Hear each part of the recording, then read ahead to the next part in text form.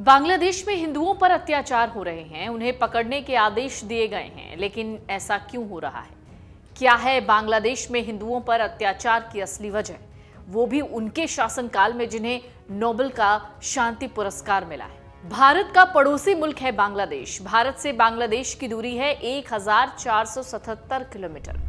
सुंदरवन, जो दुनिया का सबसे बड़ा सदाबहार वन है, इसका 40% हिस्सा भारत में है और 60% हिस्सा बांग्लादेश में।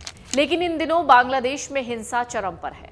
मामला तब और बढ़ा जब international society for Krishna consciousness के प्रमुख चिन्मय कृष्णदास को गिरफ्तार किया गया। बड़ी संख्या में हिंदू असहाय होकर मदद की गुहार लगा रहे हैं, मगर धार्मिक आधार पर मुस्लिम धर्म के लोग अल्पसंख्यकों पर कहर बरसा रहे हैं। बीते 24 घंटे में हिंदुओं के सैकड़ों घर, प्रतिष्ठान और मंदिरों को तोड़ दिया गया है। हिंदुओं पर डंडे बरसाए गए हैं, उनके घरों और दुकानों में आग लगा दी गई। बहन, बेटियों और महिलाओं के साथ अभद्रता हो रही है, लेकिन इन उपद्रवियों को रोकने वाला कोई नहीं। बांग्लादेश के पुलिस और प्रशासन ने जैसे अपनी आंखों पर पट्टी बांध ली हो, ये सब सरकार और प्रशासन के नाक के नीचे हो रहा है। हिंदू अल्पसंख्यकों को निशाना बनाने वाले उपद्रवी गुंडे सड़कों पर खुला घूम रहे हैं। उनके हाथों में डंडे, धारदार हथियार और अन्य घातक वस्तुएं हैं, जिससे वो हिंदुओं और उनसे जुड़े प्रतीकों पर घातक हमले कर रहे हैं। अल्पसंख्यक हिंदू अपनी जान बचाने के लिए इधर उधर भाग रहे हैं, लेकिन अब वो अपने घर में भी सुरक्षित नहीं रह गए। कुछ वीडियो सामने आए हैं जिसमें हिंदुओं पर बेरहम हमलों की वो वीडियो गवाही दे रहा है। इसके बाद अब वहां इस्कॉन पर बैन लगाने की मांग तेज हो गई है। आज से 4 महीने पहले का वक्त याद कीजिए, 5 अगस्त 2024, जब तख्ता पलट के बाद से देश के हालात यानी बांग्लादेश के हालात खराब हो रहे हैं। ऐसा तब हुआ जब प्रधानमंत्री शेख हसीना की सरकार गिरी, वो वहां से भागी और भारत में रह रही हैं। यही नहीं, बात सिर्फ इस्कॉन मंदिर पर हमला करने की नहीं है, वहां मौजूद अन्य मंदिरों को कट्टरपंथी इस्लामी समूहों की तरफ से निशाना बनाया जा रहा है। एक रिपोर्ट कहती है बांग्लादेश में इस वक्त 40,000 मंदिर हैं। आपको बता दें, हसीना सरकार के पतन और राजनीतिक अस्थिरता के बीच कट्टरपंथी इस्लामी समूहों ने इस्कॉन को निशाना बनाया।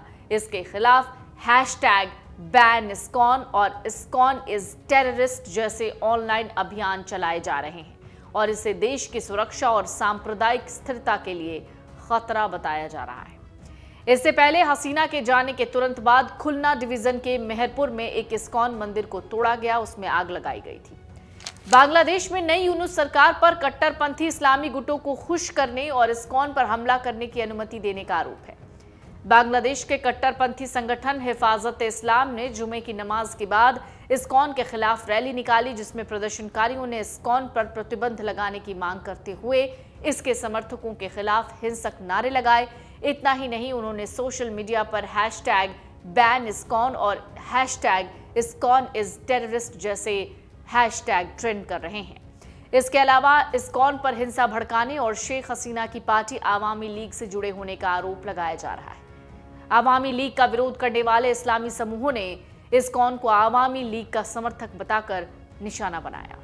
बांग्लादेश सनातन जागरण मंच और इस्कॉन के सदस्यों ने हिंदुओं पर हो रहे हमलों के खिलाफ रैलियां निकाली। आपको बता दें, इस्कॉन पर प्रतिबंध लगाने से हिंदू समुदाय में असुरक्षा बढ़ेगी और उनकी पहचान पर खतरा गहराएगा। बांग्लादेश में इस्कॉन का अच्छा खासा नेटवर्क है।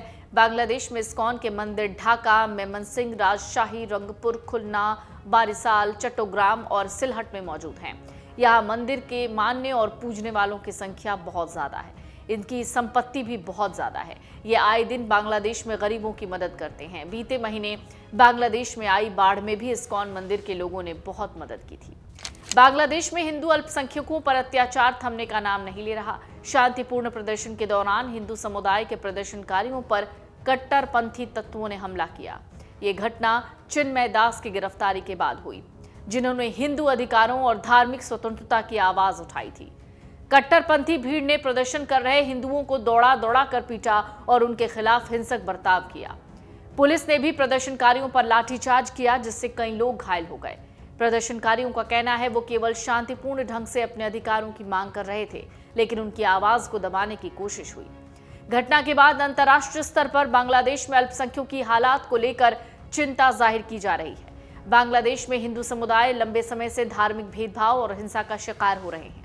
लेकिन क्या आप जानते हैं आखिर बांग्लादेश में हिंदुओं के खिलाफ इतनी नफरत क्यों है और क्यों उनके खिलाफ हिंसा हो रही है? बांग्लादेश की राजधानी ढाका, जहां कॉलेज पर फिर हमले हुए, जिसमें कथित तौर पर 3 छात्रों की मौत हो गई। काबी नजरुल और सुहरावर्दी कॉलेज के छात्रों ने रहमान मोल्ला कॉलेज में तोड़फोड़ की। इस दौरान हमलावर कॉलेज की विभिन्न सामग्रियां और उपकरण ले गए। कॉलेज प्रशासन ने बताया हमले में कॉलेज के 3 छात्रों की मौत हो गई। हालांकि पुलिस की ओर से अभी तक मौत की पुष्टि नहीं हुई है। कट्टरपंथी सरकार बनने से पहले मोहम्मद यूनुस की सरकार का कट्टरपंथी रुख क्यों है, ये सवाल भी गहरा आ रहा है। क्या ये कार्यकाल आगे बढ़ने के कवायद है? बांग्लादेश की सत्ता का रास्ता हिंदुओं पर अत्याचार करके ही जाता है। बांग्लादेश नेशनलिस्ट पार्टी लगातार इलेक्शन की मांग कर रही है, लेकिन सेना और सरकार समय अवधि बढ़ा रही है। बांग्लादेश में इस्कॉन मंदिर ढाका के अलावा मेमन सिंह, राजशाही, रंगपुर, खुलना, बारिसाल, चट्टोग्राम और सिलहट में है। यहाँ मंदिरों को मानने और पूजने वाले लोगों की संख्या बहुत ज्यादा है। इनकी संपत्तियां बहुत ज्यादा है। ये आए दिन गरीबों की मदद करते हैं। बाढ़ में भी ऐसी स्थिति सामने आई थी। ऐसे में सवाल उठ रहा है कि क्या हिंदुओं के घरों और मंदिर को ही निशाना बनाया जा रहा है? तो ये बिल्कुल सच है। जो तस्वीरें बांग्लादेश से सामने आ रही हैं वो तस्वीरें डरा रही हैं। अब जरा सोचिए बांग्लादेश में रह रहे हिंदुओं का क्या हो रहा होगा, पल पल वो क्या सोच रहे होंगे। अगर आप ये वीडियो YouTube पर देख रहे हैं तो हमारे चैनल को सब्सक्राइब कर बेल आइकन दबाएं और Facebook पर देख रहे हैं तो हमारे पेज को लाइक करें। 8 मिलियन प्लस सब्सक्राइबर, आपके इस भरोसे के लिए बहुत धन्यवाद।